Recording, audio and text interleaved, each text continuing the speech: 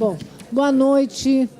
É um prazer estar aqui para apresentar a vocês, então, a nossa sessão especial sobre arte, cinema e antropologia. Eu gostaria, então, de apresentar a vocês. Nós estamos com 3 pessoas muito qualificadas na área, muito interessantes, com trabalhos muito importantes. Eu vou apresentar cada um à medida que for falando, e, então, eu vou começar agora pela nossa convidada, a professora doutora Mônica Villarroel Marques, que vem da Universidade do Chile. Então, ela é doutora em Estudos Latino-Americanos pela Universidade do Chile, mestre em Comunicação na Universidade Federal do Rio Grande do Sul, diretora da Cinemateca Nacional do Chile e professora da Universidade de Santiago do Chile e da Universidade do Chile. Ela vai nos apresentar modelos para armar hacia una configuración de la producción de cine documental silente no Chile. Então, até a Ásia, né? Uma configuração da produção do cinema documental silencioso no Chile. Por favor, Mônica. Boa tarde. Vou falar em português, dado que a maior parte da audiência aqui fala português. Primeiro, agradecer aos organizadores do COCAL, especialmente a professora Janet. E o que vou apresentar aqui é um trabalho que vem com uma proposta de um modelo para catalogar e analisar o cinema documentário silencioso, a partir de uma análise comparado com o Brasil, o que permitiu levantar certos eixos temáticos e linhas para definir possibilidades em torno à produção do período. No início dessa pesquisa, nos perguntamos como o cinema documentário silencioso representa as identidades nacionais no período 1896 até 1933, no contexto da modernização dos dois países, as similitudes, as semelhanças e as diferenças que achamos entre ambos. Sugerimos como hipótese que os filmes documentários que foram produzidos no Chile e no Brasil durante o período permitem distinguir como são representadas as identidades nacionais vinculadas à modernidade e à consolidação dos Estados-nações, sendo realizadas, na sua maioria, desde a voz do poder. Analisamos um conjunto de 36 produções cinematográficas, e aqui quero agradecer especialmente a Carlos Roberto, que estava, Carlos Roberto de Souza, para quem não conhece, o paulista, que acompanhou a minha pesquisa nos inícios. E ele foi chave, né, para definir o corpus da pesquisa, porque certamente tinha uma quantidade de filmes que era, para mim, super importante identificar quais podiam funcionar para trabalhar esta ideia de um modelo, né?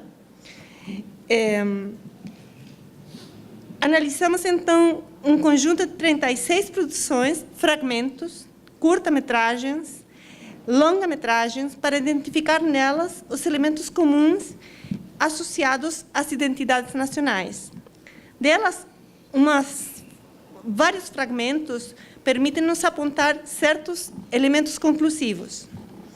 O primeiro elemento que saliento é a ideia de propor este modelo que permita uma análise do cinema documentário em outros contextos e países latino-americanos, de modo comparado.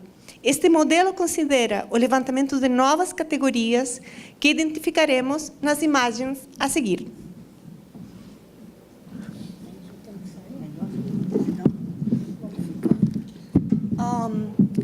Vai funcionar em um loop. Quando acabe, vou voltar de novo, né, nas imagens. Na montagem, eu quis salientar as tensões sociais entre os setores populares e as elites. A presença forçosa dos sujeitos populares como um acidente da Câmara, que aqui ex-professo incorporei nesta apresentação de uma maneira muito mais visível. Saliento especialmente aqueles elementos que estão na representação da modernidade, o progresso, a nação e as cidades, mas coloquei o ênfase na mobilidade, a circulação, a racionalidade e a funcionalidade, salientando também o olhar positivista presente nas atualidades como formato mais evidente. O modelo consiste em realizar um estudo comparado a partir das proximidades temáticas e a partir dos materiais cinematográficos em diálogo com o contexto sociohistórico e as fontes históricas que servem, muitas vezes de contraponto, procurando descobrir como funcionam as propostas teóricas de Marc Ferrot e a ideia do cinema como um documento histórico e contra-análises da sociedade, e as retóricas importantes, como a visita guiada proposta por Ismail Xavier. A primeira coisa é que conseguimos nos apoiar certos conceitos definidos por Paulo Emílio Sales Gomes para classificar os documentários silenciosos. E esses são o verso esplêndido e o ritual de poder. A partir daí, utilizamos esses critérios para identificar o modo em que eles se expressam no corpus escolhido. Foi útil essa perspectiva para entender a relação entre cinema e história, entendendo que o cinema, não é só um documento, mas também constitui um discurso sobre a história. Do mesmo modo, proponemos analisar o discurso cinematográfico a partir da descomposição das sequências e construindo uma matriz, trabalhando também com os intertítulos como linha discursiva, estabelecendo recorrências nos motivos. Então, utilizamos certamente 3 eixos: a modernidade, progresso, nação, como um primeiro eixo, a produção de riqueza, como segundo, e a civilização e a barbárie, o olhar de outro, como o terceiro. Deles, derivamos uma série de linhas temáticas que vamos ver salientados nesses troços aqui apresentados. A primeira é a representação do cosmopolitismo, a Belle Époque e as elites. Como nós podemos ver nesses filmes que estamos assistindo aqui, a impronta europeia é o que manda, né? O modelo de civilização europeia é uma visão de modernidade cosmopolita, protagonizada pelas elites em ambos territórios. Há uma presença da Câmara associada ao poder também. O discurso é construído desde um relato exibicionista da elite. O que nós estamos vendo aí, por exemplo, é uma família que tinha um vinhedo muito importante no Chile, e eles faziam uns passeios, né?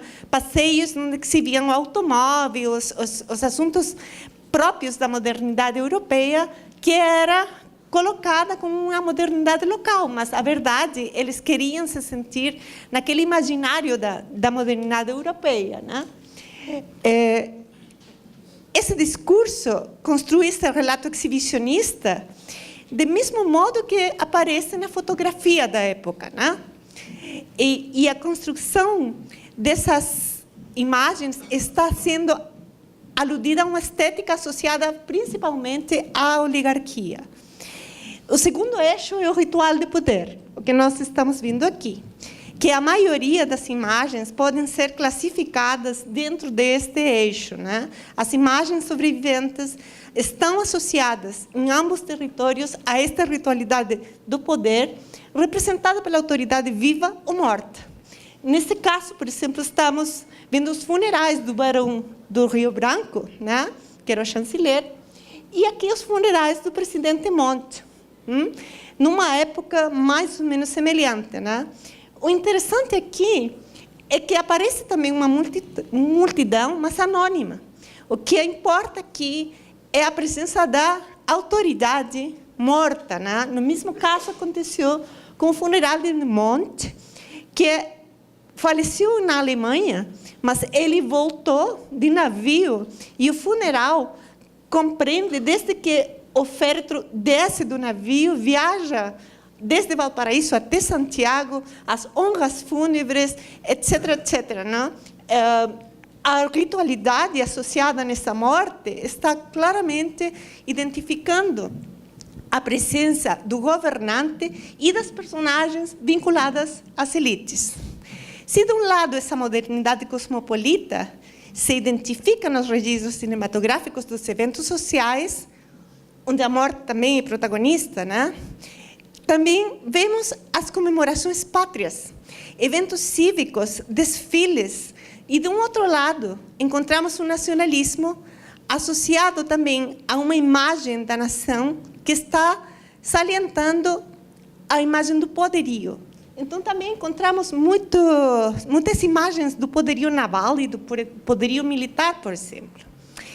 Logo, vamos a ver que temos outro eixo aqui, que é a representação da cidade. Mas é diferente nos anos 20 do que nos anos 30. O que estamos olhando aqui, assistimos a uma visão de uma cidade limpa, que tinha uma referência no modelo de Haussmann de Paris, né? Claramente, o que encontramos aqui é uma cidade controlada, né? Com uma referência à Belle Époque francesa, onde predominava também a visão dos edifícios neoclássicos, jardins, passeios públicos, né? Aqui, por exemplo, no Chile, encontramos visão da Estação Central, da Estação Mapocho, da Biblioteca Nacional, dos modernos meios de transporte. Aí está o trem, o automóvel. No Rio está o Zeppelin, né? Esta modernidade também tinha toda a referência, não somente a ideia do controle da imagem, né? A imagem que se mostrava do país era uma imagem limpa, ordenada, que virava uma semelhança com o Paris de Haussmann. A imagem que aparece no jornal Carioca, que é que nós estamos olhando aí, por exemplo, é uma cidade moderna, mas, ao mesmo tempo, é uma cidade que ignora os setores marginais, né? Eles tinham saído para a periferia, né, com a ideia do higienismo, né, com a ideia de a cidade que foi construída com o modelo francês, e, já na aparência, uma cidade higiênica, no contexto sociopolítico de Getúlio Vargas, né? Um Rio modernizado, um Rio que também logo aparece como um Rio americanizado, e onde a imagem sintonizava com a ideia que a autoridade queria apresentar da cidade. Num país que mesmo também construía uma imagem para o exterior. O mesmo caso acontece com o Chile. Esta produção daqui, Santiago, anos 20, se bem não sabemos qual é a origem, né? Não sabemos qual é o autor ou a produtora, pensamos que foi feita para ser apresentada nos consulados no exterior. E os carteles estão feitos em francês.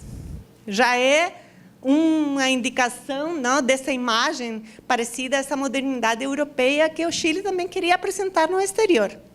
A mobilidade, a circulação, a racionalidade e a funcionalidade são os princípios do tempo dessa modernidade e espaço. E o espaço, como era apresentado também a ideia da cidade, e aqui já estamos nos anos 30, né?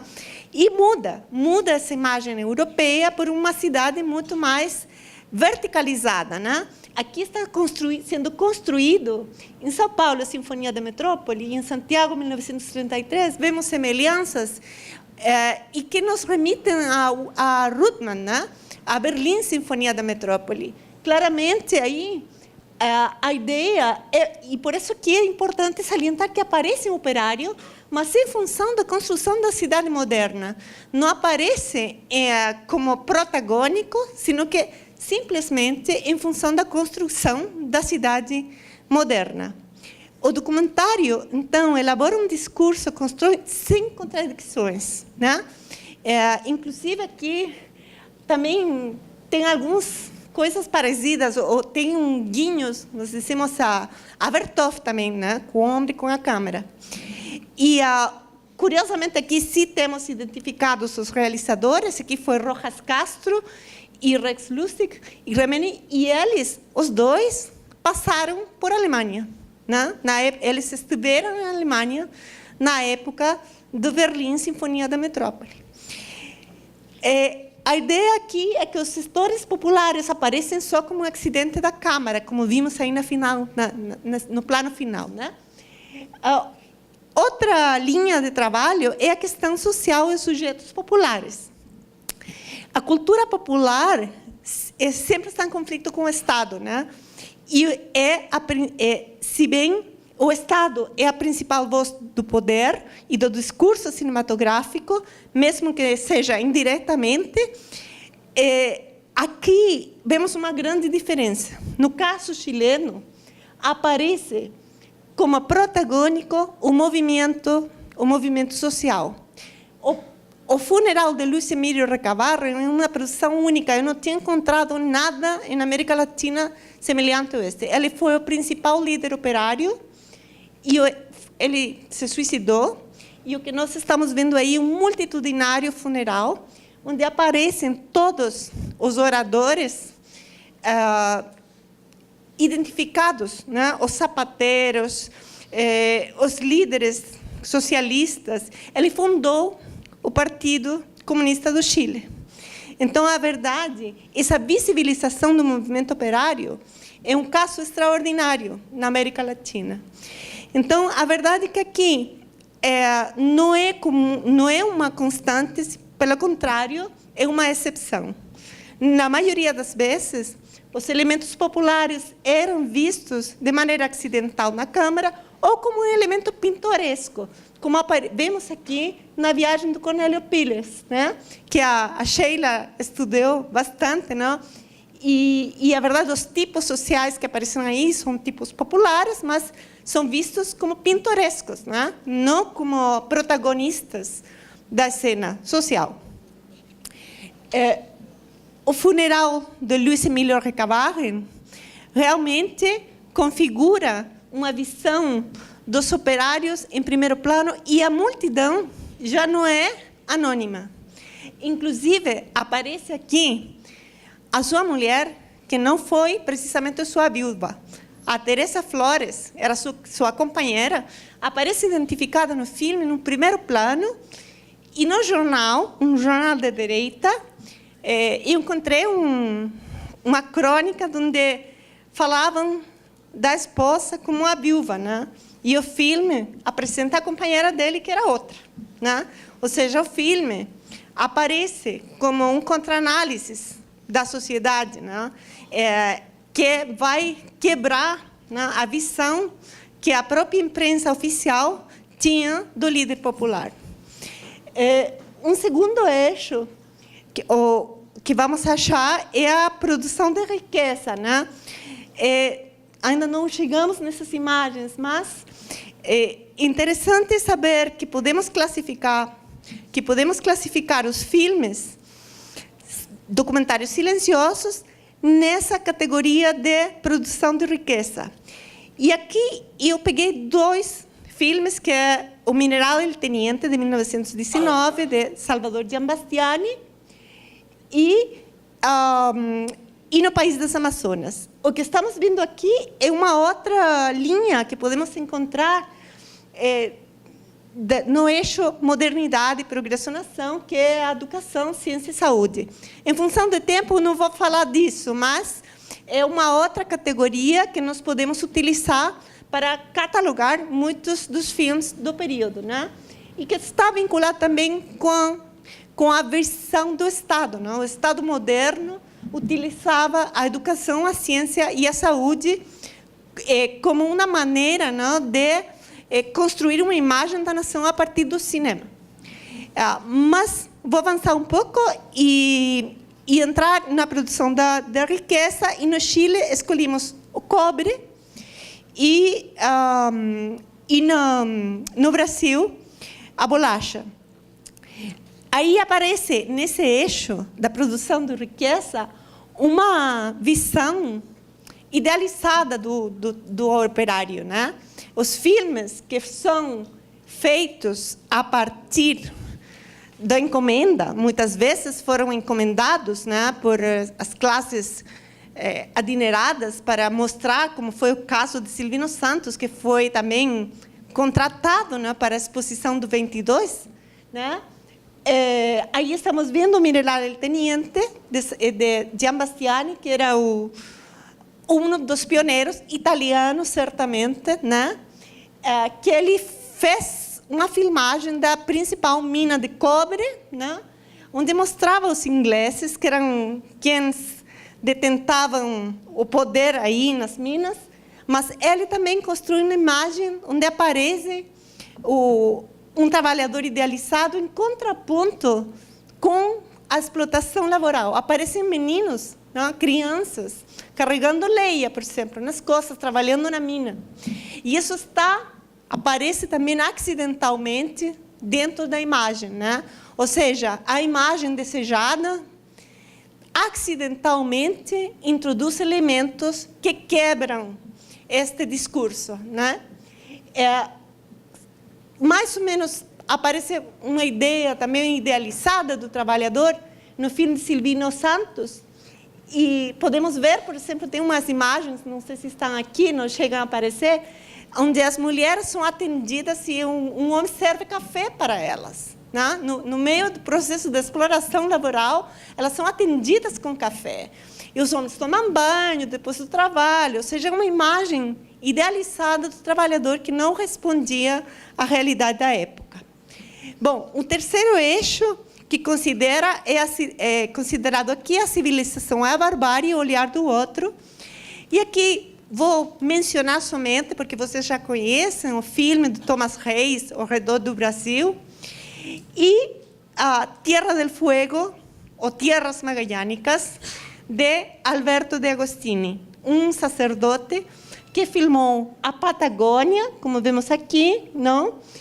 E que, finalmente, eles também constroem uma imagem dos nossos países a partir de uma visão que é também eurocêntrica. Ou seja, eles constroem uma imagem de minusvalia, especialmente do indígena, né? O indígena é apresentado como débil, minusválido, que é salvado pela religião, né? Que é salvado pela religião, que é salvado pela civilização, entre aspas, dos militares que chegam a vestir nos índios, na Amazônia, né? E constroem uma imagem completamente na tônica da civilização e da barbárie. Para ir fechando, a principal característica desses filmes do período é que foram construídos a partir da voz do poder. Os marginalizados são simplesmente excluídos. Muito obrigada. Então, vamos lá. Nós vamos falar, então, agora é a vez da professora Ana Tereza Fabres, graduada em História, mestre e doutora em Artes pela USP, graduada em História na USP, mestre e doutora em Artes pela USP e professora aposentada da ECA USP. Atualmente pesquisa na área de fotografia. Ela vai nos apresentar Em Busca do Pai Perdido.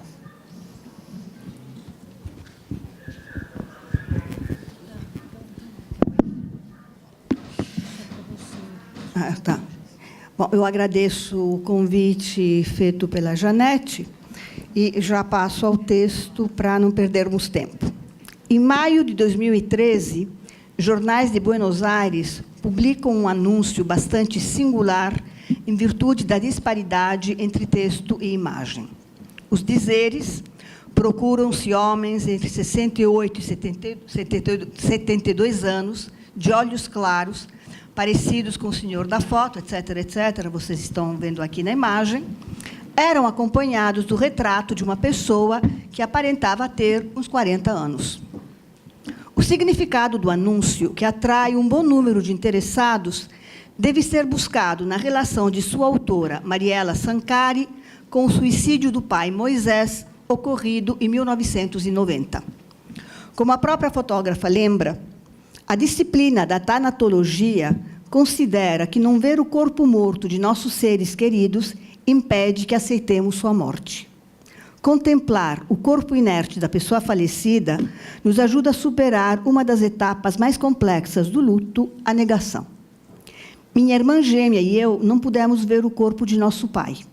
Nunca soube se foi por ter sido um suicídio ou por dogmas da religião judaica ou por ambos. Não tê-lo visto fez-nos duvidar de sua morte de muitas maneiras.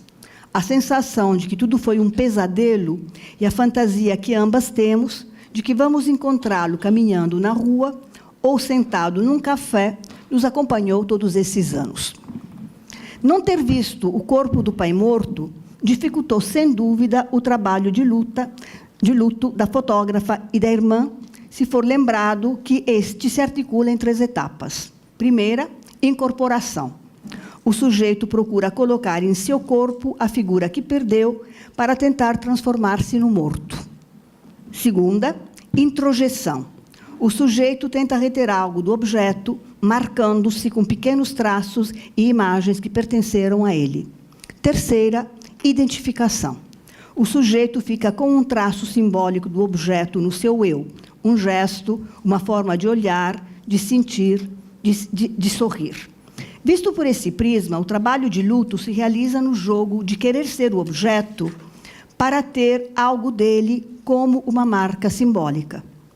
É quando ocorre a identificação que o sujeito pode desligar-se do objeto perdido. Isso faz do eu uma espécie de cemitério de marcas das coisas que perdemos, de resíduos simbólicos das perdas que nos marcaram ao longo da existência.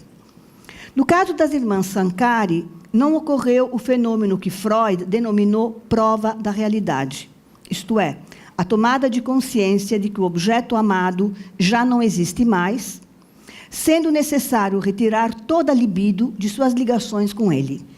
Em algumas ocasiões, ocorre uma oposição muito intensa a este processo, tendo como resultado um afastamento da realidade e uma adesão ao objeto por meio de uma psicose alucinatória do desejo. Se bem que não usando o jargão psicanalítico, a fotógrafa relata as etapas desse afastamento da realidade, marcado pela negação do sentimento de esvaziamento do mundo inerente à morte. Indícios de uma fuga do sentimento de vazio podem ser encontrados nas várias fantasias criadas pelas gêmeas. O pai, que continuava vivo e sujeito ao processo de envelhecimento, poderia ser visto de repente em algum lugar da cidade, poderia ter constituído uma nova família, poderia ser um morador de rua. Essas fantasias convocam de imediato 3 questões. Imaginar que o pai possa ter constituído outra família ou ser um morador de rua traz um elemento adicional ao processo de negação da morte. Ao negar a morte do pai, as 2 irmãs não realizam a etapa da idealização própria do trabalho do luto. Como assevera Freud, o respeito pelos mortos parece ser para nós um valor superior à verdade. Por isso, deixamos de lado toda atitude crítica em relação a eles e perdoamos eventuais erros. Continuar a imaginar Moisés vivo implica, por outro lado, considerar que ele realizou um deslocamento geográfico a partir de 1997, ano em que as gêmeas e a mãe se mudam para a cidade do México. A terceira questão diz respeito à ressurreição imaginária de Moisés por meio de fotografias de semelhantes. Tal atitude coloca-se na contramão da discussão a respeito da identidade dos corpos dos que ressurgem.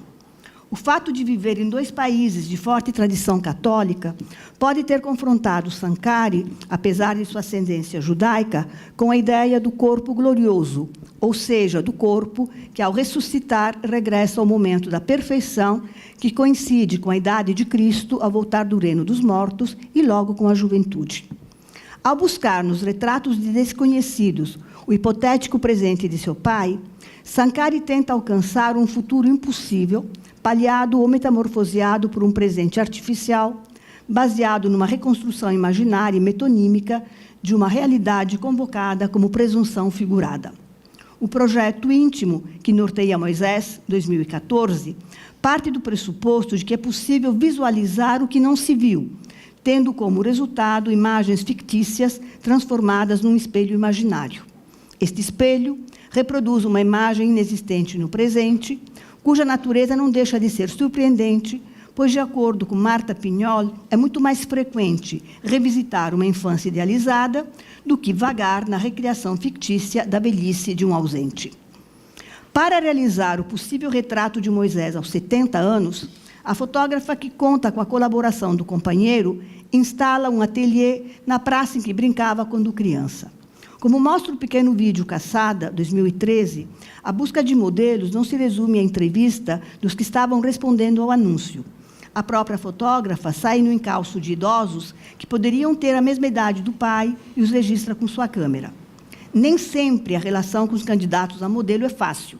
Alguns não querem ser fotografados, outros mostram-se desconfiados. Outros ainda não se interessam pelo projeto, mas se prestam ao jogo fotográfico em busca de uma catarse particular que consiste na narração meticulosa da própria história de vida. Durante o processo, Sankari redige um diário de bordo no qual registra suas impressões sobre os diferentes modelos. Horácio Lascano é apresentado como aquele que respondia mais de perto ao tipo de modelo buscado, sendo, ademais, muito colaborativo. Por ser esquizofrênico, Carlos Cassan não conseguia memorizar a fala escrita pela fotógrafa para constar do vídeo que estava sendo feito em paralelo às sessões fotográficas, sendo liberado para dizer apenas o que lembrava ou qualquer coisa. Com Ramon Carlos Marino... Como? Aí. Estranho. Peraí. Viram? Professora, a gente pode passar aqui, se quiser. Esse aqui agora? Deixa eu ver. Isso. Agora precisa a próxima. Isso. Com Ramon Carlos Marino, a relação é mais conturbada. No primeiro encontro, ele estava muito sujo, o que levou a fotógrafa a não solicitar que vestisse o abrigo do pai, usado nos retratos de outros modelos. Mesmo estando mais limpo no segundo encontro, não pôde vestir o traje de Moisés, por ser mais gordo que ele. O diário de bordo mostra também... São mais duas agora. Também os ensaios feitos com vários modelos para averiguar se deviam ser fotografados com o suéter do pai ou com as próprias roupas. Interessada em buscar alguém na multidão, a fotógrafa recorre a um processo tipológico. Colocados contra um fundo neutro, os modelos são fotografados quase sempre em 3 posturas, de frente, de perfil e de costas. Nem todas as imagens tomadas são aproveitadas na obra final, como mostram a representação de Cassan segurando uma vasilha com ovos, a interação furtiva de Sankari com Lascano e o retrato frontal deste, que constavam do diário de bordo. Em algumas tomadas, os modelos são apresentados de maneira menos convencional. A seguinte, por favor. É o caso da imagem de Schulman segurando firmemente a pasta contra o peito. A seguinte, e, sobretudo, da foto em que Daniel Saccomanno penteia carinhosamente os cabelos da fotógrafa, denotando a existência de um laço afetivo, embora momentâneo, entre os dois.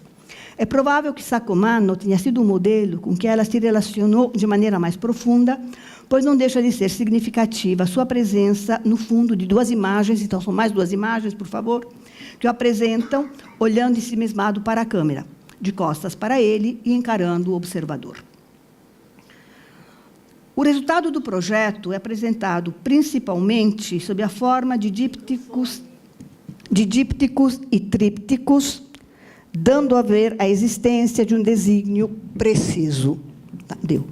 O retrato hipotético do pai, que deveria levar Mariela a assumir a ideia de sua morte, reanimando o mundo vazio por meio de uma máscara, não poderia resolver-se numa única imagem.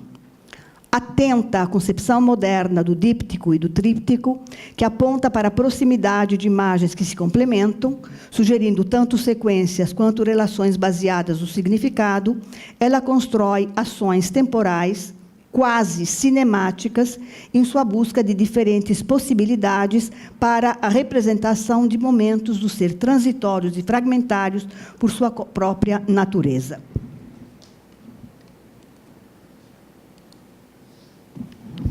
O tríptico pode ser também constituído por 3 fotografias do mesmo modelo, cuja apresentação não respeita a contiguidade espacial de maneira rigorosa, gerando um intervalo perceptivo e psicológico.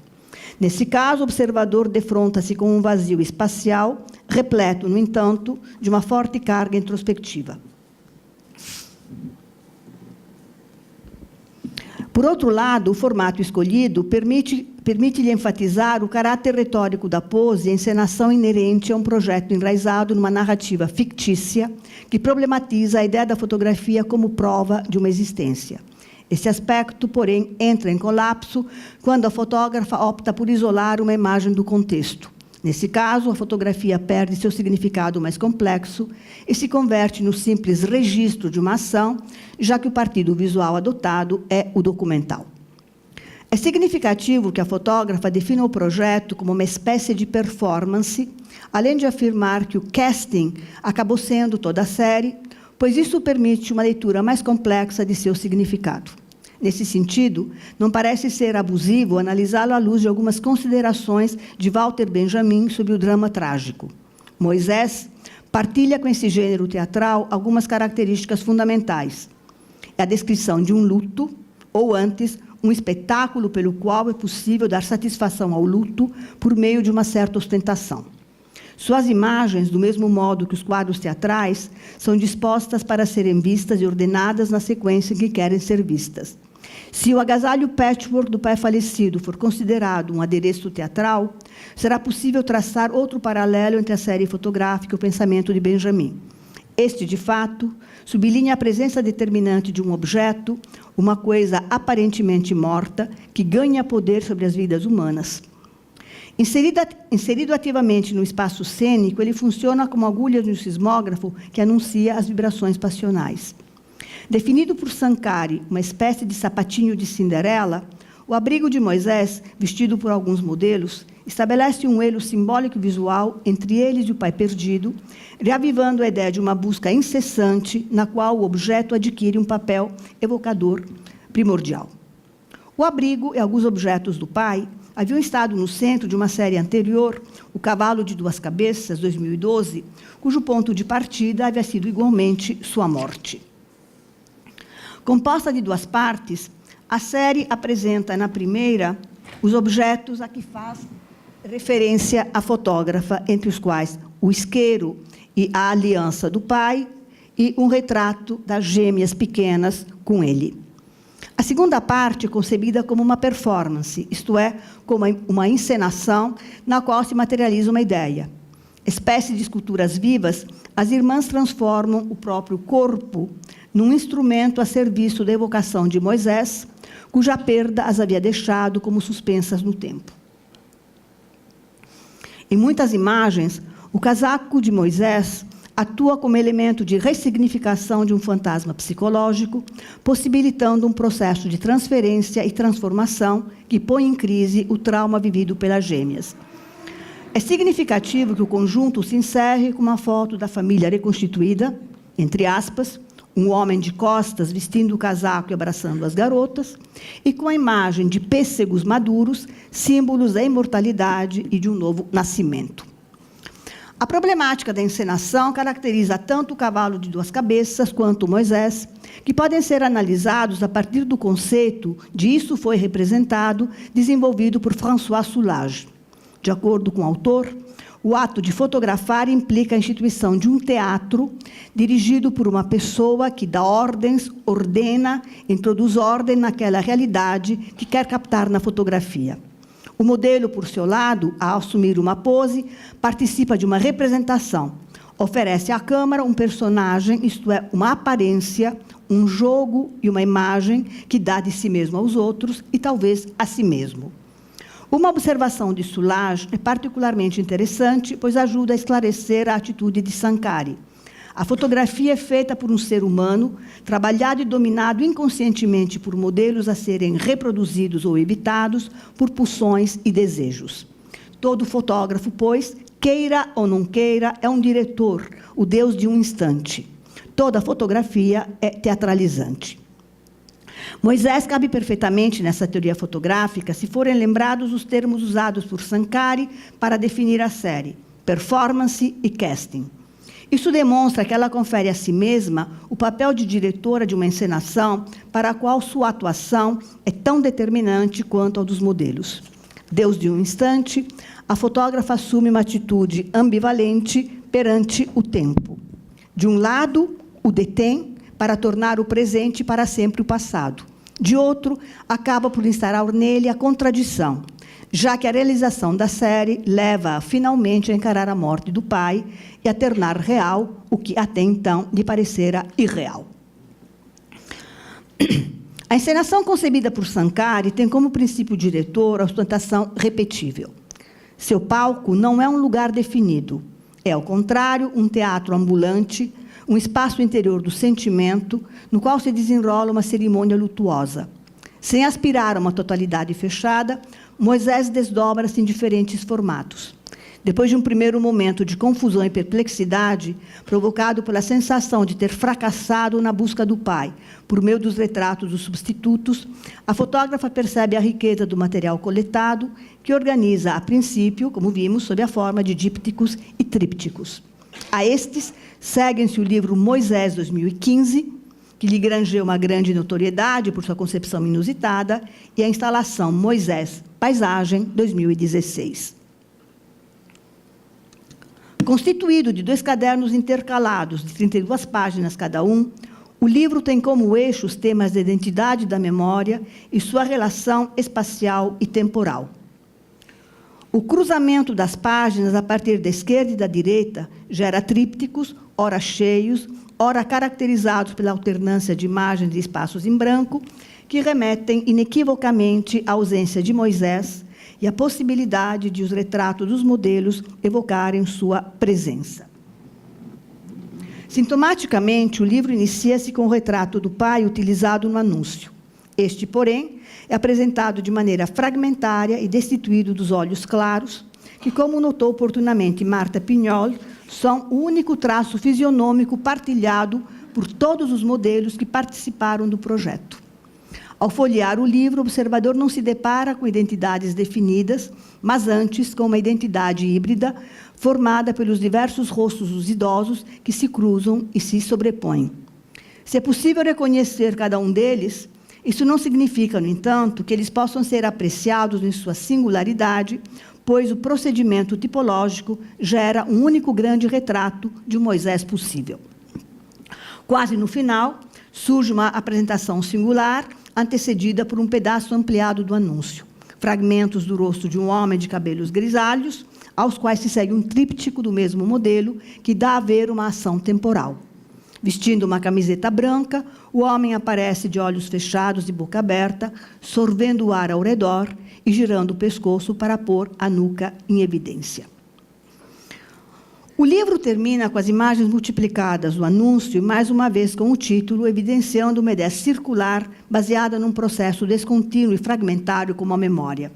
Essa sensação ganha reforço na possibilidade de reconstituir o percurso visual às avessas, tendo como ponto final o título. O retrato fragmentado de Moisés e a multiplicação do anúncio, em que a imagem aparece integralmente, constituem o cerne do livro, pois apontam para uma expectativa e para a constatação de que a busca possibilitou articular uma narrativa alternativa que, afinal, lhe permitiu assumir uma situação traumática. O sucesso da publicação gera um gesto de autopirataria em Sankari. Ela elabora uma versão reprográfica do livro, que intitula Moisés is Not Dead, 2016. Se seu objetivo é insistir na ideia ou impossibilidade de realizar uma fantasia por meio da fotografia, há outras questões que podem ser discutidas, tendo em vista a escolha do novo suporte técnico. Com seu gesto de autopirataria, Sankari coloca em pauta a problemática da reprodução como produção, passível de gerar novos modos de circulação de uma obra de arte. Pondo em xeque o conceito de direito autoral e fazendo da autoria uma prática não exclusiva, a fotógrafa, a partir da cópia em xerox, realiza um vídeo no qual desvela o processo de produção do livro, 2017. Sankari atualiza, assim, duas possibilidades vislumbradas por McLuhan em relação ao futuro do livro na sociedade tecnológica. graças ao uso das policópias, propõe que cada observador se torne um editor, construindo o próprio álbum de retratos da maneira mais livre possível. A realização de um vídeo divulgado na internet amplia sua operação no tempo e no espaço, parecendo abolir a diferença entre o microscópico e o macroscópico, o subjetivo e o coletivo. Em novembro de 2014, ela havia feito um vídeo em que mostrava a confecção do boneco de Moisés, mas esse não tinha o mesmo objetivo didático do dedicado a Moisés is Not Dead. O vídeo dava a ver os bastidores da elaboração da obra, as decisões tomadas, as exclusões e os reposicionamentos das várias imagens. Em alguns momentos, comparece uma imagem de o cavalo de duas cabeças, descartada no produto final, pois quebraria o instigante jogo fisionômico que acabou sendo o seu traço distintivo. Outro elemento não utilizado no livro é um papel com motivos florais, que deveria intercalar alguns retratos, e, além dele, a fotógrafa havia pensado em usar pequenos textos. O retrato xerográfico de Moisés, dobrado em 4 partes, deveria ser usado, a princípio, de maneira integral. A realização do livro acaba tendo repercussões nas modalidades de apresentação da série fotográfica. Além de dípticos e trípticos, ela passa a contar também com frisos, nos quais as imagens são visualizadas numa linha contínua. Nesta, fragmentos de rosto se insinuam ao lado ou por trás de retratos integrais, produzindo frestas e um novo tipo de continuidade-descontinuidade que não deixa de evocar a ideia de presenças fantasmáticas. A descrição da apresentação fotográfica é contrastada pelo excesso e pelo acúmulo que estão na base de Moisés Paisagem. Concebida como um questionamento dos limites da representação, como uma ressignificação dos retratos para criar uma paisagem poética, a instalação é estruturada a partir de cópias xerográficas apresentadas de maneira inusitada e bastante fantasiosa. Apesar da disposição regular das imagens, o conjunto é percorrido por uma tensão sutil entre geometria e informalidade e por um senso de crise da representação e de suspensão temporal. Embora sempre iguais, os retratos não parecem fixos em virtude de sua disposição no espaço, que remete a sensações de fragmentação e indeterminação. A multiplicação infinita de imagens tem ligações com a afirmação de Sankara de que Moisés representa a busca de alguém na multidão. A instalação pode ser analisada como um jogo contínuo entre uma fusão homogeneizadora e uma propensão à fuga heterogeneizadora própria das relações entre indivíduo e massa. A fisionomia, que, ao mesmo tempo, se destaca em sua unicidade, se confunde com uma multidão de iguais, é passível de sugerir um antagonismo entre inclusão e exclusão do heterogêneo, entre idêntico e não idêntico, entre massificação e individualização. Afinal, Moisés Sankara parece estar em todo lugar. Embora único, diferente, ele é igual aos tantos indivíduos semelhantes que puderam envelhecer e que exibem uma fisionomia que ele poderia ter se estivesse vivo. A reescritura incessante a que a fotógrafa sujeita as imagens da série pode ser colocada sob o signo da alegoria enquanto arte combinatória, feita de formas sempre novas e surpreendentes. A proximidade do conceito benjaminiano está presente em outros aspectos de Moisés, a começar pela ideia de que a alegoria é um modo de configuração da historicidade biográfica do indivíduo, captado em sua transitoriedade, em sua qualidade de criatura temporal, cujo destino é a produção do cadáver. Também de natureza alegórica, o procedimento adotado por Sankara, a qual constrói a série como um acúmulo de fragmentos que adquirem um novo sentido a serem reunidos entre si. A junção dos vários retratos de idosos numa série alusiva ao pai morto é fruto de uma arbitrariedade profundamente subjetiva. Tomados individualmente, eles não passariam de retratos alicerçados às convenções do gênero. Reunidos em Moisés, eles adquirem um significado que a alegorista Mariela quis lhes atribuir. O fato de se prestarem a várias possibilidades de combinação acresce seu sentido alegórico. Eles não podem ser vistos como formas acabadas e fechadas, pois se inscrevem na história e logo na transitoriedade e na impermanência. As várias combinações propostas pela fotógrafa têm o seu ponto de partida naqueles que Craig Owens define os 2 impulsos fundamentais da alegoria: a certeza do distanciamento do passado e o desejo de resgatá-lo para o presente. A alegoria é dotada da capacidade de salvar do esquecimento o que ameaça desaparecer. Funciona no intervalo entre um presente e um passado que, sem sua interpretação, seriam excluídos da história. O significado de Moisés é arbitrário e contingente, porque não reside num espaço-tempo específico. Ele pode ser localizado tanto nas manifestações particulares, fotografia, livro, instalação, quanto no conjunto. Mas isso não significa que ele seja um todo orgânico, já que sua natureza é essencialmente fragmentária. E não poderia ser de outra forma, haja vista que a fotógrafa, no final do processo, concebe a série como uma ficção capaz de ajudar a mostrar o armazém interminável do inconsciente, permitindo-nos representar nossos desejos e fantasias. Graças à realização de Moisés, Sankara pode assumir o luto, tomando consciência de ter sofrido uma perda real que instaurou um vazio em seu mundo afetivo, mas se mostra finalmente capaz de superar o primeiro movimento de negação. O pai revive através de um processo criativo no qual o caráter documental da fotografia é colocado a serviço da fantasia e da reinterpretação contínua que lhe permitem projetar uma imagem da terceira idade terna e, ao mesmo tempo, atenta à decadência e à proximidade da morte. Outras considerações podem ser feitas a partir dessa representação de uma velhice digna, longe dos modelos mistificadores propagados pela comunicação de massa.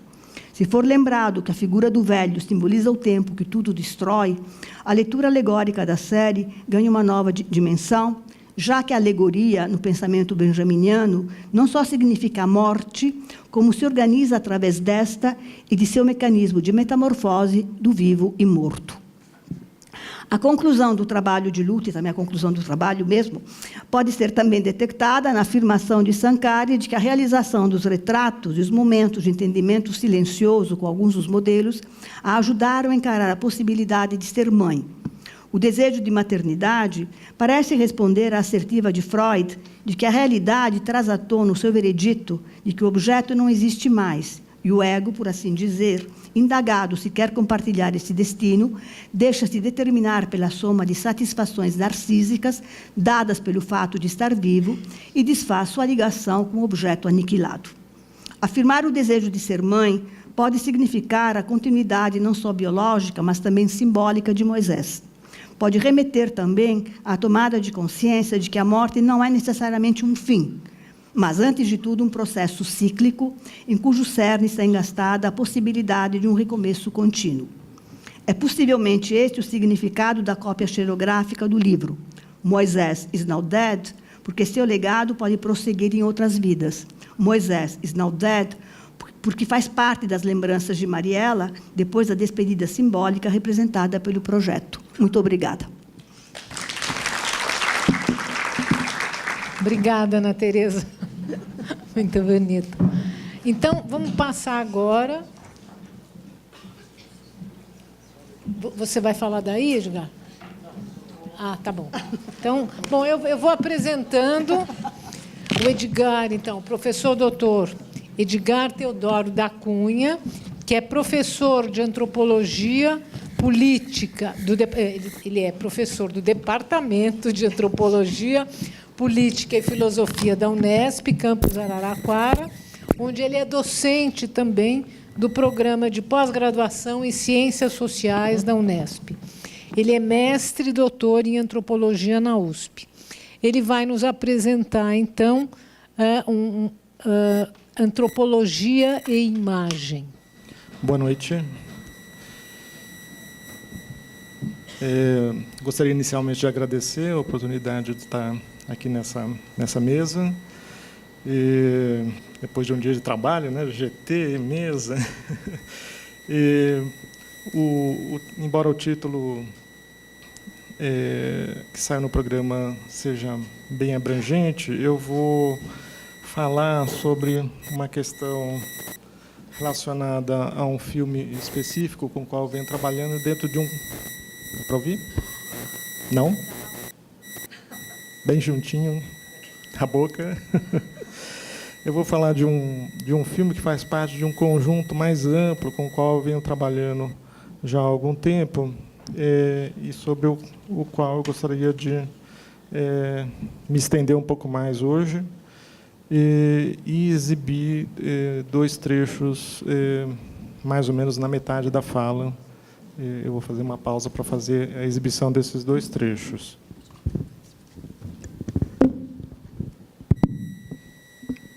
Alô? Então, trata-se do filme Mato Grosso, The Great Brazilian Wilderness, um filme produzido pelo Penn Museum, da Universidade da Pensilvânia, e o nexo que orienta essa análise tem a ver com um recorte específico, que é o fato desse conjunto de filmes tratar sobre um grupo indígena do Mato Grosso, os Bororo do Mato Grosso. Então, eu vou falar um pouco de um contexto fílmico no qual se insere esse filme, sobre o qual eu quero me estender um pouco mais. E vou me apoiar no meu texto aqui. Bom, tendo como ponto de partida um acervo fragmentário de imagens sobre os Bororo do Mato Grosso, no Brasil, em sua maior parte, imagens fílmicas, mas que dialogam com outros suportes e associadas a diferentes dinâmicas históricas e sociais, buscam refletir sobre processos de configuração da memória e de imaginários envolvendo a experiência Bororo do contato. Trata-se aqui de olhar para a história, para a forma do passado, não como fósseis que precisam ser exumados, escrutinados para que voltem a ganhar sentido, mas de pensar nessas imagens em sua potencialidade de mobilização de novas experiências coletivas. Quando imagens tão diversas e fragmentárias são colocadas em relação por meio de experimentos de montagem e por novas possibilidades de circulação e de leitura, podemos modificar sua configuração original, estabelecendo novas constelações e novos caminhos do pensamento. Essa reconfiguração permite que as imagens tomem posição, proporcionando uma legibilidade que potencializa o fragmentário, o segmentado, o rastro e seus indícios, independente da possibilidade de se inventariar, classificar, criar organizações definitivas, catálogos exaustivos, para repertórios que resistem a serem submetidos a esses processos. As imagens sobre os Bororo,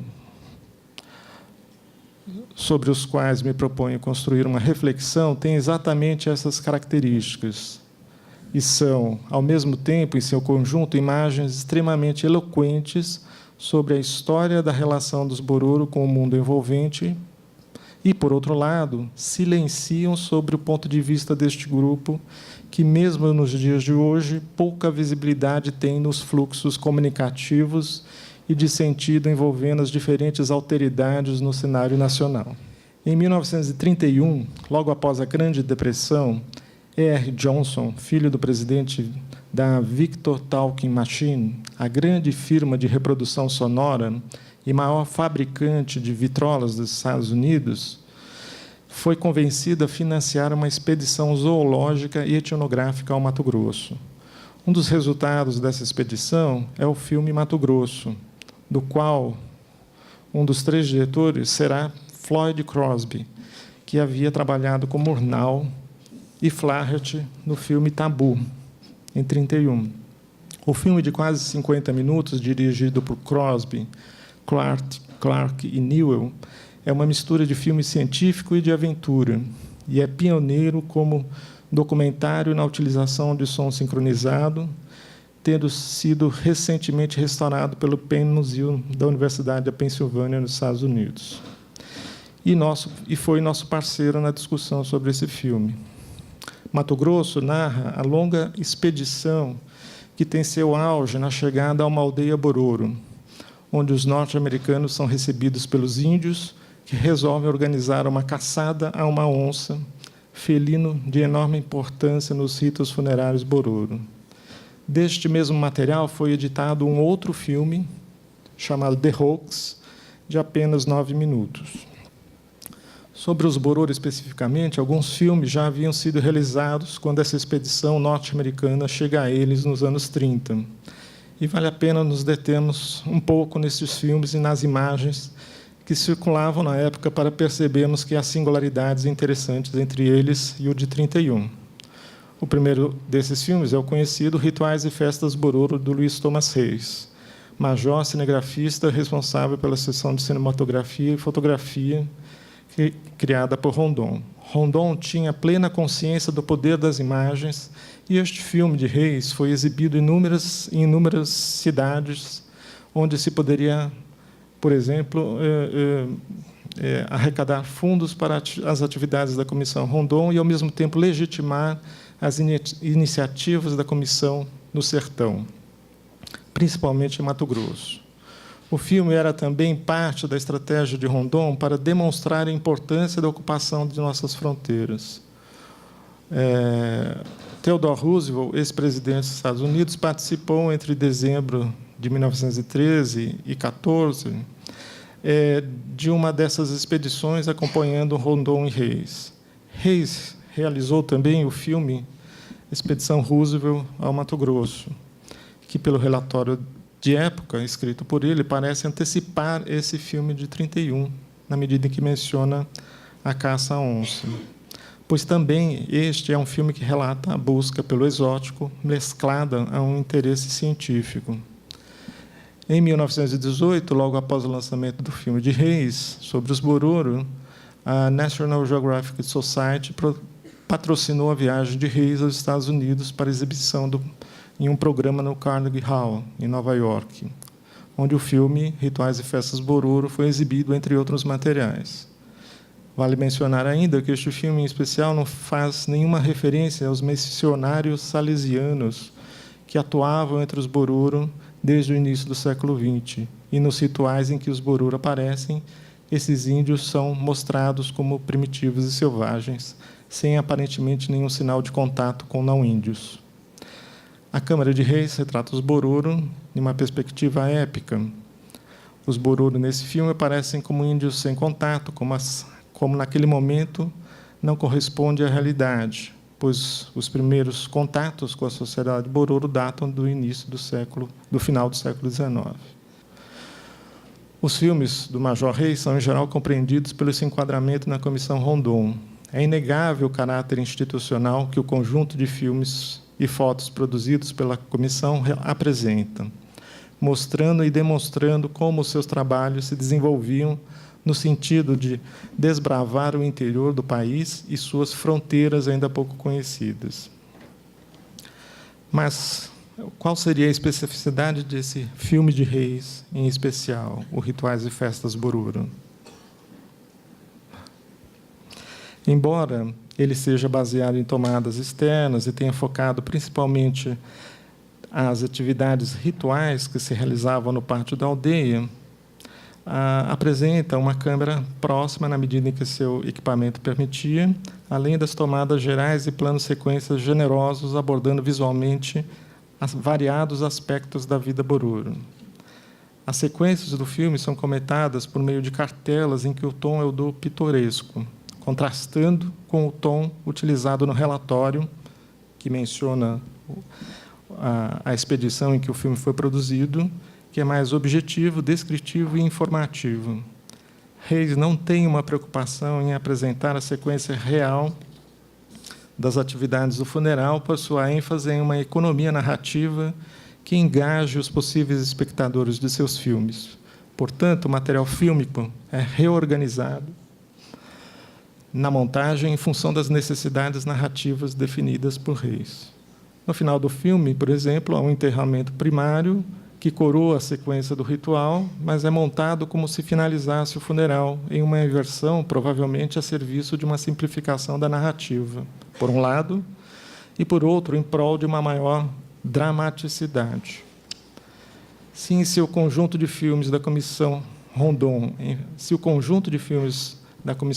enfatizam os seus ideais civilizatórios em relação aos índios, Em contraste, temos este filme sobre os Bororo, que destoa desse conjunto. Nesse filme, os Bororo têm sua imagem como selvagens enfatizadas, que está e de um selvagem, de um índio que está na origem da nacionalidade. Mas essa possibilidade de serem pensados como parte da origem de uma identidade coletiva só é possível porque são deslocados para o passado, como todo o mito de origem, em um passado imemorial, pois naquele presente não cabiam mais índios como esses, mas apenas aqueles incorporados pela civilização. Outro filme é o The Last of the Bororos, de Aloha Baker, de 1931, mesmo ano do filme Mato Grosso, que registra uma expedição a uma aldeia Bororo, possivelmente uma aldeia chamada Pobore, às margens do Rio Vermelho. O filme de Reis, o Mato Grosso, o filme da Aloha Baker foram todos feitos numa região específica na bacia do Rio Vermelho, que era onde os salesianos não atuavam. O filme aborda vários aspectos cotidianos e da vida ritual dos Bororo.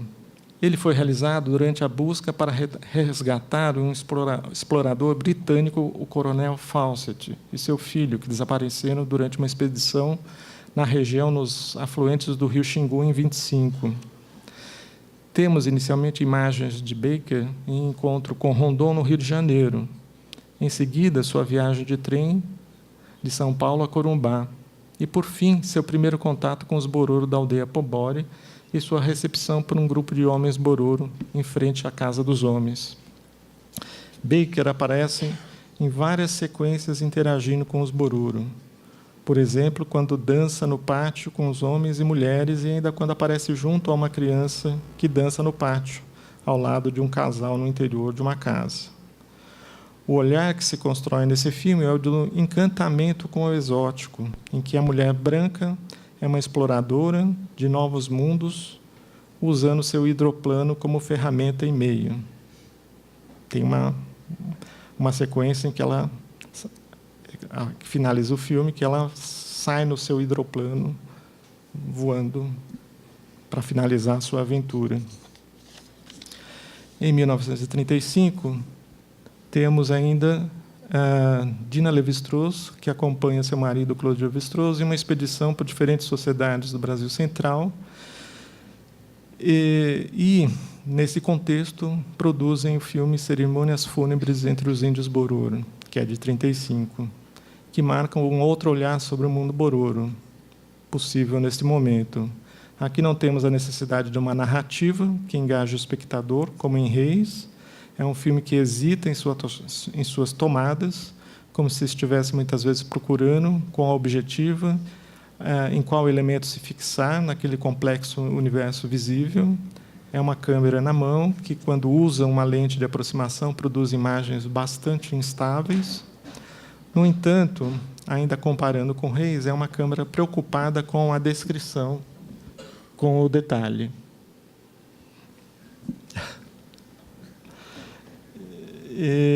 O filme de Dina que Dina realizou com os Bororo foi gravado aparentemente sem tripé e sempre ao nível dos olhos, como que a evidenciar um olhar que se pretende objetivo. O filme capta aspectos da cultura material e detalha a fabricação das rodas cerimoniais chamadas marido. Não há closes, nenhuma intimidade com as pessoas que estão sendo filmadas. As várias cartelas explicam o que está acontecendo. Trata-se aqui de uma câmera descritiva, com planos abertos, onde podem ser observados também os vários homens que se reúnem no pátio central. O filme de Dina é um bom exemplo da etnografia que se fazia nos anos 30, a coleta objetiva de dados, sem interferência de dados considerados mais subjetivos, e uma enorme separação entre o observador e o observado. Vale apontar ainda algumas recorrências temáticas nesses filmes em que os Bororo aparecem, seja como foco central do filme, seja como foco secundário. Nos filmes realizados até a década de 40, um dos temas tratados em boa parte deles, é a filmagem de uma caçada à onça. Frequentemente, esse objetivo não é alcançado em virtude da dificuldade dessa empreitada, como demonstram, por exemplo, os comentários de Reis em seu relatório sobre a expedição em que Rituais e Festas Bororo foi produzido. Os Bororos são grandes caçadores e valorizam muito a caça deste felino, que é central no ciclo funerário. E, além disso, é personagem central em vários de seus mitos. As cenas da caçada de uma onça foram um enorme sucesso para a plateia Bororo atual, quando exibimos o filme Mato Grosso, na aldeia Tadarimana. E aqui eu faria só um pequeno parênteses.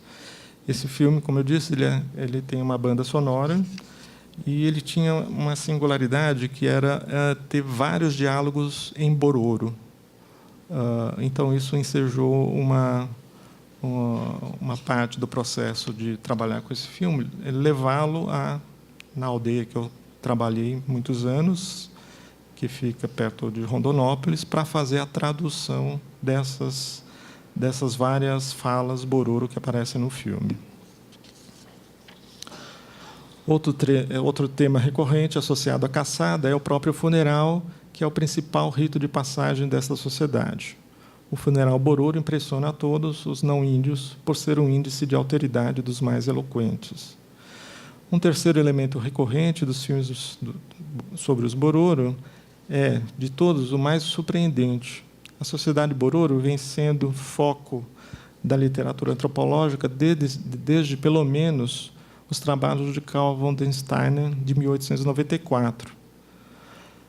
Além da farta bibliografia produzida pelos salesianos, a literatura antropológica vem analisando a organização social complexa dessa sociedade dualista e sua cosmologia, sua intrincada cultura material, aspectos do funeral, do ciclo funeral e de suas implicações para a vida social, assim como o impacto do contato e o modo como os Bororo vêm se relacionando com a sociedade nacional desde, pelo menos, finais do século XVIII.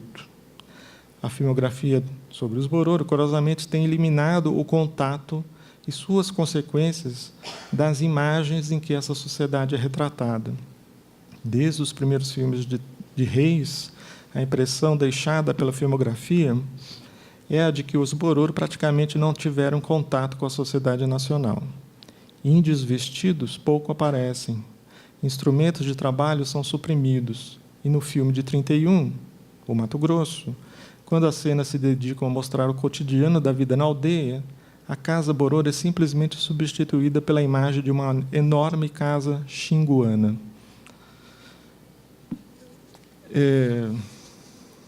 Nesse ponto, então, eu vou exibir o trecho que eu espero que seja possível.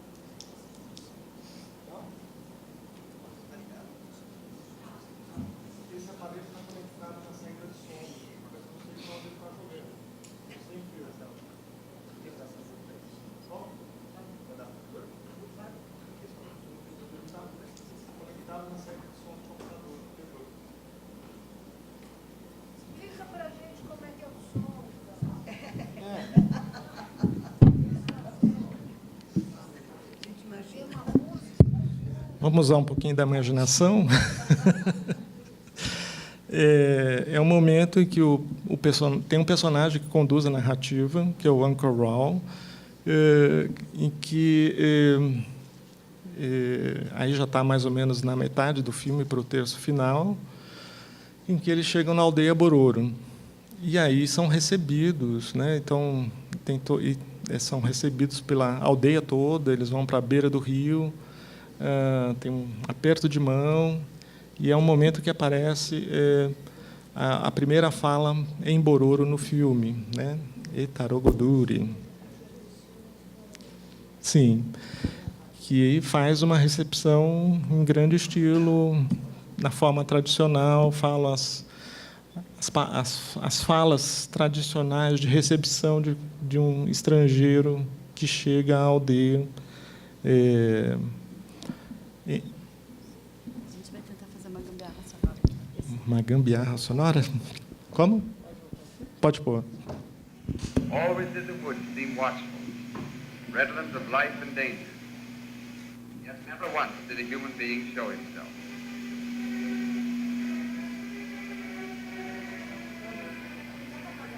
Vocês estão ouvindo? Estão ouvindo?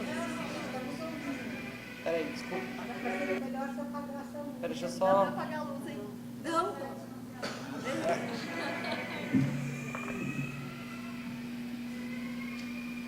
Hardly an hour passed so without our seeing jacarays, the Brazilian crocodile, sunning themselves on the muddy shores.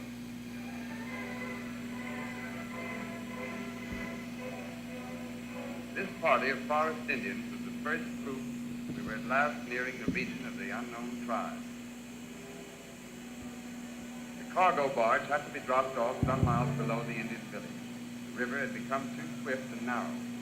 Rumor having preceded us, the natives were stationed to watch and spread the news of the strange boat's arrival. Hey, ain't that an Indian in a canoe yonder?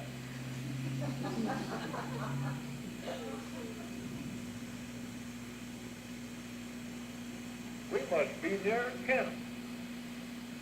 Let's go ashore and see if we can't get some of that stuff there. The explorer in Brazil never knows what his reception is to be. Sometimes the Indians are friendly. Sometimes their hostility means death. Or, very often, the whole population of a town will simply hide in the forest until the stranger has gone away. Luckily for us, though, the Bororo tribesman's reaction was just plain old-fashioned curiosity.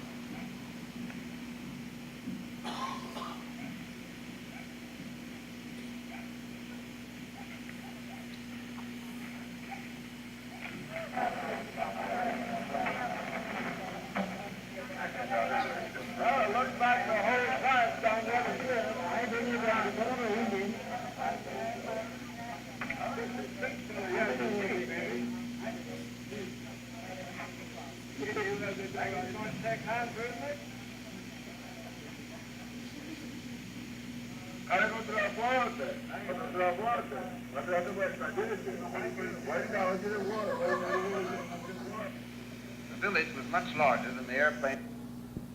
Gente, palmas para a solução da Khadija aqui. Ai.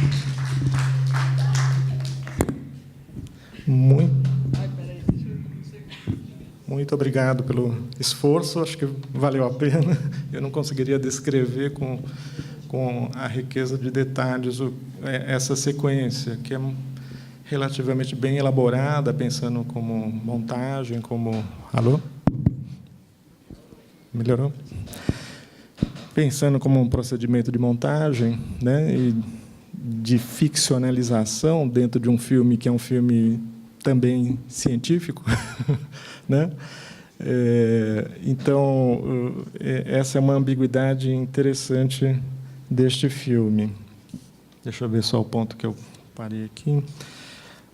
O filme Mato Grosso é um típico filme de viagem, no sentido de ser uma película de viagem, de exploração de lugares distantes e exóticos, conduzido por um personagem principal que estabelece o foco narrativo do filme.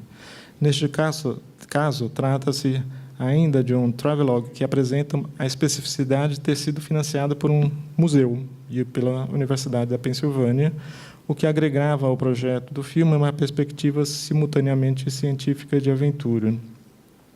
Tem toda uma parte do filme que é a captura dos materiais de cultura material e também dos animais que foram capturados e levados para os Estados Unidos, para o museu. Um aspecto que sobressai nos chamados filmes de viagem é sua recorrente escolha por paisagens e panoramas exóticos, percorridos por um personagem viajante narrador que descreve suas impressões e experiências. São narrativas em que o pitoresco, com frequência, é um elemento norteador das escolhas narrativas e dos elementos mobilizados para a construção fílmica. O tema pitoresco está associado a outras formas narrativas que antecedem o travelogue em sua forma fílmica, mas que igualmente está associado a narrativas de viagem. Pensemos, por exemplo, no material produzido pelos viajantes no século XIX, entre outros materiais. Essa associação com a paisagem está na própria origem do termo pitoresco, que tem sua origem no campo das artes, e especialmente da pintura, aludindo a paisagens e cenas que fossem particularmente expressivas, fascinantes, originais, de um ponto de vista pictórico. O olhar do viajante na procura pelo pitoresco, como forma de construção da narrativa, define a atenção a elementos do mundo natural e humano que, em termos atuais, poderia ser pensado como uma busca pelo exótico. Nessa busca, há uma superposição da paisagem natural à paisagem humana, e os povos distantes são vistos como muito mais próximos da natureza do que o olhar que os observa. O filme de viagem seria, nesse sentido, um gênero que enfatiza a viagem como um empreendimento envolvendo risco, emoção, o inesperado, o surpreendente, utilizando com frequência uma retórica grandiloquente, com uma grande ênfase no pitoresco. Isso transparece até mesmo nos filmes, em outros filmes não sonoros, como o já mencionado filmes do Major Reis sobre os Bororo, em que, embora não tenhamos o som, as cartelas com seus textos comentam as imagens que se constituem um dos elementos articuladores da narrativa fílmica. Esses comentários externos ao contexto apresentado em imagens ajudam a construir o espírito de aventura que dá a sensação de desbravar o desconhecido, enfrentar desafios, vencer obstáculos, bem à moda das narrativas de viagem. O ponto de vista da narrativa no filme Mato Grosso é definido por um tipo singular, Uncle George Rouse, que é aquele personagem de chapéu que aparece no barco. Nome verdadeiro de um personagem que desempenha seu próprio papel no filme, como um guia que conduz a expedição e está na linha de frente das relações travadas ao longo da viagem, principalmente na relação com os Bororo.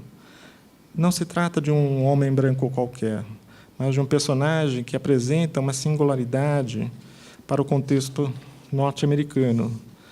Trata-se de um Florida Cracker, alguém originário do estado da Flórida e descendente dos primeiros colonos que chegaram àquele espaço no século XVIII.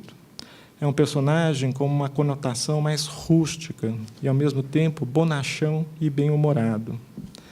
Mato Grosso é, portanto, um filme de viagem com caráter documental que centra seu foco na paisagem, nos animais, e esse aspecto, na visualização do filme, junto com os Bororo hoje, foi o que fez mais sucesso, né, dos animais que aparecem no filme, e mesmo nas pessoas encontradas, os índios, parte característica desse cenário exótico e tropical que o filme quer mostrar.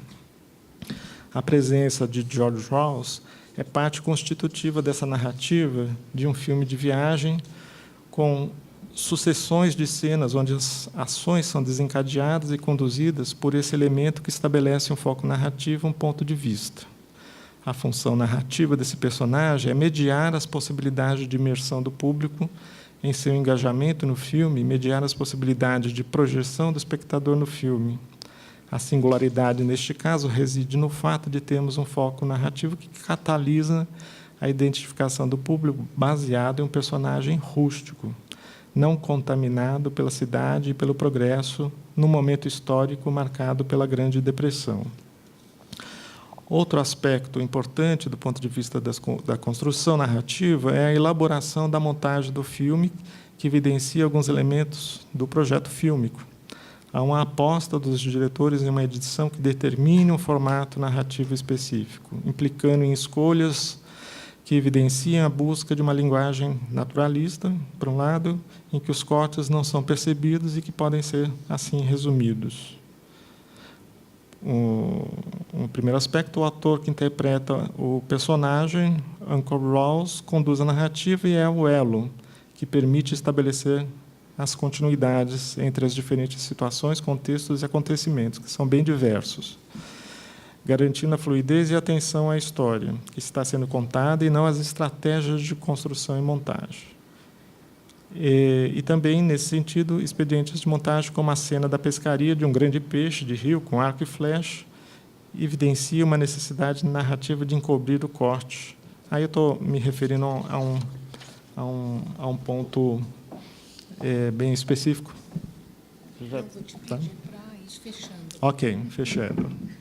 Estou no último parágrafo. Uma última questão a mencionar, que se desdobra do filme aqui em foco, é o fato do mesmo material fílmico captado para ser utilizado no filme Mato Grosso ter sido utilizado, ao menos em outras duas montagens distintas. Eu mencionei no início da fala o The Hoax, mas, além deste, outros 2 filmes foram montados com o mesmo material em temporalidades diversas. Se o filme Mato Grosso é, sem dúvida, um filme de aventura, com uma narrativa marcada por elementos que enfatizam esse caráter, temos que as outras montagens, por exemplo, com a inclusão de novas imagens, a alteração da banda sonora e a substituição do áudio original, assim como a inclusão de uma nova narração em voice-over, de caráter explicativo e expositivo, conota as imagens de forma bem distinta, agora como um genuíno filme científico, nestas 2 novas montagens. Se o primeiro filme é um típico filme de viagem, o segundo assume essa outra forma, e o que muda é o tom da narrativa, que é épica no primeiro caso e mais objetiva no caso do filme científico. Bom, obrigado pela atenção.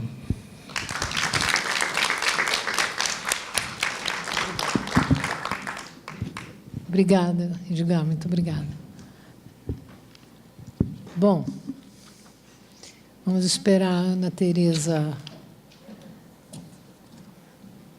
E quem quiser fazer perguntas, a Mônica também, desculpe, estava. Quem tiver perguntas.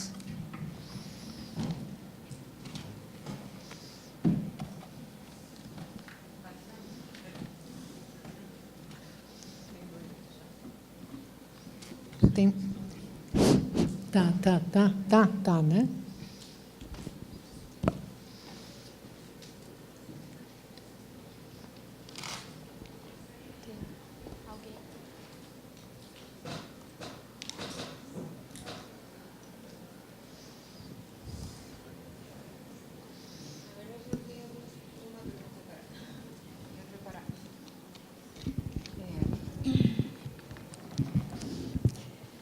Agora, Ana Tereza, como eu tinha falado com ela, em que medida, como você faz uma relação entre Benjamin Oluto e as fotografias, instalações que você mostrou, mas, ao mesmo tempo, apesar das cores frias, há uma vibração cromática nesse painel. Se você talvez pensou numa coisa mais festiva, como que festiva não é bem a palavra, porque é uma questão de luto lá, mas mais vibrante talvez, como, por exemplo, pensar essa participação do espectador de completar ou reformular ou refazer o álbum através do Museu Imaginário do Malraux. E a pergunta para você, Edgar, lamentavelmente tive que ver um pepino e não vi é o seguinte: em que medida esses dois tipos de narrativas cinematográficas sobre a questão da viagem não repetem também as narrativas entre os séculos XVI, XVII e XVIII dos viajantes europeus que vinham aqui na América? Não sei se você conseguiu pensar, porque são dois tipos de narrativa justamente que repetem, em certa medida, aquilo que você colocou. Enquanto no 16 e 17 você tem narrativas de viagens consideradas, como se diz, espetacularizadas, são narrativas que se agarram ao novo, ao exótico. E no século XVIII você tem a figura do viajante filósofo, em que a questão da cientificidade e a possibilidade de uma objetividade é colocada como recurso fundamental dessa nova maneira de ver o novo mundo.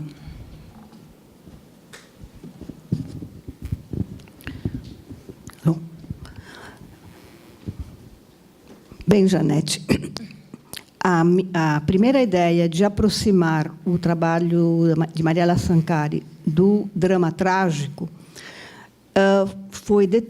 me foi sugerida realmente pelo elemento de teatralização que eu percebi em toda a série. Quer dizer, realmente há um elemento altamente teatral e há uma, digamos, uma espécie de celebração do luto o tempo todo. Eu acho que, no livro em xerox, talvez é o momento em que você sente mais a ideia do luto, porque, claro, você vai só para a gama de cinzas, e com essa gama de cinzas, evidentemente, você retira todo esse aspecto mais, bom, você falou, vamos dizer, exuberante, entre aspas, do cromatismo. Ela trabalha com cores bastante saturadas, né? Isso me parece ter, a meu ver, uma ligação, talvez, com a ideia de uma espécie de ressurreição. Ele ressurge através dessas fotografias, né, desses seres semelhantes que ela busca, e, ao mesmo tempo, me parece estar também ligado realmente a uma ideia de dar dignidade à velhice, sem entrar em todas essas patetices que a gente vê nos meios de comunicação de massa, a melhor idade, as festinhas, aquelas besteiras todas, mas também de tentar pensar realmente na velhice como um momento digno e tentar imaginar que o pai estaria naquele momento. Então, quando você fala do Museu Imaginário, evidentemente, quando o observador, a partir da visão do último vídeo que ela faz com o livro em xerox, ensinando como fazer o livro, ela pode te introduzir, sim, na dimensão do Museu Imaginário. Quer dizer, você pode tanto fazer o seu álbum de família, quanto constituir qualquer álbum. E é muito interessante ver o vídeo, porque você tem todas as etapas do processo. Aliás, quem se interessar, é só entrar no site da artista, que tem todo esse material que eu mostrei, eu retirei todinho do site da artista, todos os vídeos que eu vi estavam no site da artista, porque não existia nenhum material sobre ela, a não ser nesse site. Eu entrei em contato com a biblioteca do Museu de Arte Moderna de Buenos Aires, não tem material sobre ela. O Museu de Arte Moderna, o Museu de Belas Artes de Buenos Aires também não tem nada sobre ela. Eu tentei rastrear material e o livro está esgotado. Agora, quem entrar também novamente no site vai ver todo o livro folheado página por página. Eu pude fazer análise do livro porque eu vi o vídeo. Quer dizer, então, me parece que esse jogo que ela faz, quer dizer, de um lado, é um luto, mas, ao mesmo tempo, é uma superação de um luto, finalmente, quer dizer, de 1990 até 2014, 2015, ela leva uns 25 anos para elaborar esse luto, mas, finalmente, ela chega lá através desse projeto que é bastante complexo e que, volto a afirmar, ele tem sentido quando as imagens são vistas no conjunto. Eu vi esse trabalho em 2 ocasiões, apenas em imagens isoladas. Elas não têm o impacto de você ver todo o conjunto, porque ele só tem sentido dentro dessa grande figura que ela cria do pai ausente, que todos esses homens acabam criando uma única figura. Agora, realmente, volto à tua questão, o observador que quiser repetir a experiência dela pode, sim, lidar livremente com a dimensão do museu imaginário e criar narrativas que ele queira e da maneira tão rica como ela faz, porque aí você tem no vídeo, digamos, toda a técnica para você criar esse jogo.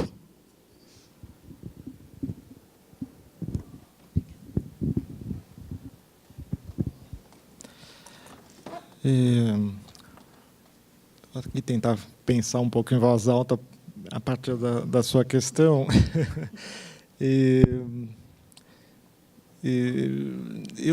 Eu não consigo ver, talvez estruturalmente a gente possa ver algumas semelhanças, mas, por outro lado, se a gente tentar entender historicamente os 2 contextos, talvez a gente veja mais diferenças, né? Estou pensando no século XVI, por exemplo, toda a iconografia que se relaciona ao índio, né, enquanto uma alteridade desconhecida que passa a ser, de alguma maneira, retratada, né, por esses viajantes do velho mundo que vêm para a América, né, a gente tem um grande esforço de tentar compreender a partir dos parâmetros possíveis, né, digamos, para a mentalidade europeia do século XVI. Então, o que a gente tem, se a gente for pegar a iconografia, por exemplo, os animais exóticos, né, que não existiam no velho continente, o tatu, né, esses diferentes animais, a reprodução gráfica deles era um misto de algo que se parecia com os animais como a gente conhece, com outras referências de outros repertórios, que eu diria, repertórios estéticos que eram utilizados para tentar descrever e produzir um conhecimento sobre algo que não se conhecia antes, né? Então, os tatus são representados de umas formas muito curiosas, né? Outros animais também. Os homens e seus corpos também, né? Os índios, portanto, e seus diferentes corpos eram representados de maneiras muito singulares. Mas aí a gente está num campo de uma alteridade extrema, né? E de um olhar informado por um repertório que é histórico, que é estético, que tenta enquadrar essas novidades, né, do ponto de vista do conhecimento. Agora, se a gente for para um outro momento, no século XIX, e o tipo de produção imagética que se produzia, eu vou pensar num exemplo, a expedição Langsdorff, que foi uma grande expedição científica no século XIX, e que produziram, por exemplo, uma iconografia sobre os Bororo, né? O Adrien Antonet e o Hercule Florence, que eram os desenhistas da exposição, fizeram umas aquarelas e desenhos muito interessantes sobre os Bororo que a expedição pôde encontrar naquele momento. E ali você vê uma busca por uma forma de representação e uma necessidade de relação com o mundo a partir da representação gráfica que é muito diferente dessa do século XVI, né? E o século XIX tem um agravante, pensando na questão da imagem do índio, um agravante, eu diria, porque o índio é incorporado dentro de um projeto de construção de uma ideia de nacionalidade, né? Que se expressa no indianismo, na literatura, no indianismo no âmbito da pintura acadêmica, né? O tema índio, né? O índio é incorporado como um elemento importante nesse contexto da ideia de uma construção de uma identidade nacional. No entanto, não é esse índio que a expedição Langsdorff encontrou, né? É um índio idealizado, jogado num passado imemorial, é o índio das origens, não é o índio do presente. Então, enfim, isso constrói um contexto bem diferente, né? Na medida de tratar esse tema a partir, por exemplo, das representações gráficas sobre o índio. Bom. Obrigada. Queria continuar um pouquinho. Está dando para ouvir? Não. Bom, eu vou falar bem alto, porque acho que não está funcionando. Eu queria continuar um pouco a falar sobre essas formas de representar os povos indígenas, Edgar. E eu queria perguntar duas coisas. Primeiro, a recepção que esses filmes que você comentou hoje tiveram em sua época, nos anos 30, anos 40, para quem eles eram feitos e quem os via? Qual foi a repercussão desses filmes? E esses filmes criaram um paradigma, eles criaram um modo de mostrar povos indígenas no vídeo que vem até hoje? Uma das linhas, ou é uma coisa muito focada naquele momento? Esse jeito exterior, esse jeito que veste o índio, que mostra os costumes de um jeito neutro, aparentemente, em um vínculo. Bom, em relação ao conjunto que eu comentei, porque eles produzem coisas diferentes, né? O nexo, para mim, não é o da recepção. O nexo, para mim, é do ponto de vista do que essa memória visual, como ela pode ser compreendida pelos Bororo hoje e ressignificada pelos Bororo hoje, né? Porque isso é um material que eles não têm acesso. É um material produzido por eles ao longo da história do contato e é um material sobre o qual eles não conhecem, não têm acesso. O filme do Rei, sim. Já, desde a primeira vez que eu fui a campo, era um filme que era conhecido. Mas o filme Mato Grosso, o filme da Laura Baker, por exemplo, não eram conhecidos, né? E eles foram produzidos a partir de uma perspectiva que não pressupõe uma circulação local, nem no Brasil, né? É para plateias norte-americanas e muito específicas. O filme do Reis, talvez a gente pudesse enquadrar numa outra perspectiva, porque o Reis tinha essa dimensão, ele fez seus filmes circular, né? Há vários registros documentais importantes em relação a isso, que dá pelo menos permite que a gente crie algumas hipóteses em relação a uma circulação mais ampliada dos trabalhos do Reis, né? Mas por conta do seu empenho pessoal em fazer nisso como um projeto da comissão, né? E dele como responsável por isso. Então, não sei se eu respondi, enfim. Então, o nexo para isso é fazer um grande levantamento dessas imagens, mas preocupado com as articulações possíveis na contemporaneidade desse conjunto, desse repertório imagético, né?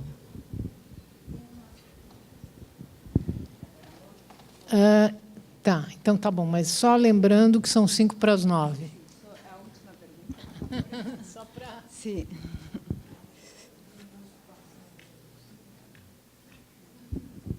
Eu quero perguntar a Mónica si pudiste observar algún tipo de tránsito, de viaje entre directores brasileños y chilenos que puedan reforzar esta idea un panorama común de documentales. Y en segundo lugar, si encontraste, porque existen en otras cinematografías, documentales educativos, higienistas, que bueno, en este caso no se señalaron, pero quizás hayas encontrado algún tipo de vestigio de documento.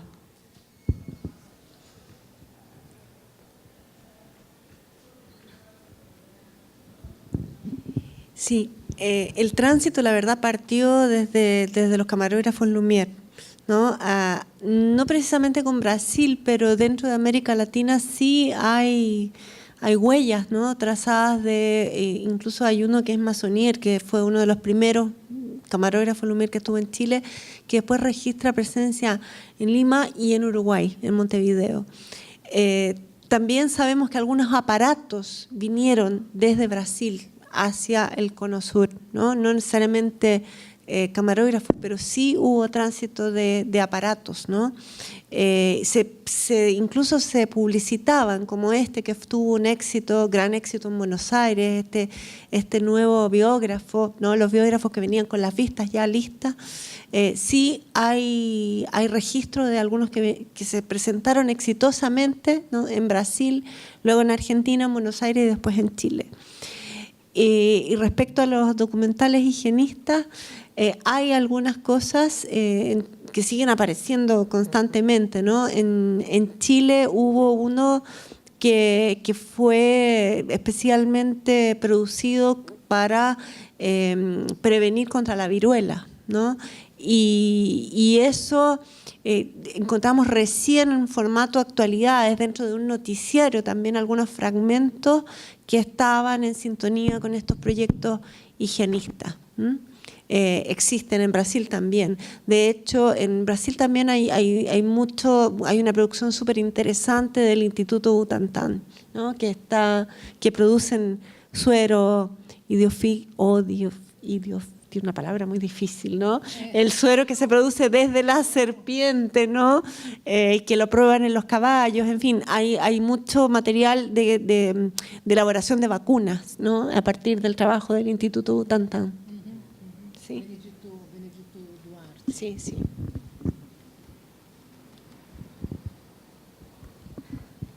Bom, vamos lá. Mais alguma pergunta? Bom, vamos ser mais generosos. Pronto. Bom, então eu queria agradecer muito, agradecer à mesa por essa oportunidade tão boa que a gente teve de ouvir, de aprender tantas coisas boas e bonitas. A todos. O nosso dia hoje foi bastante bom, bastante proveitoso. Vamos descansar, não é? E está pronto amanhã para continuar, né? Espero que todos estejam aqui amanhã. Boa noite.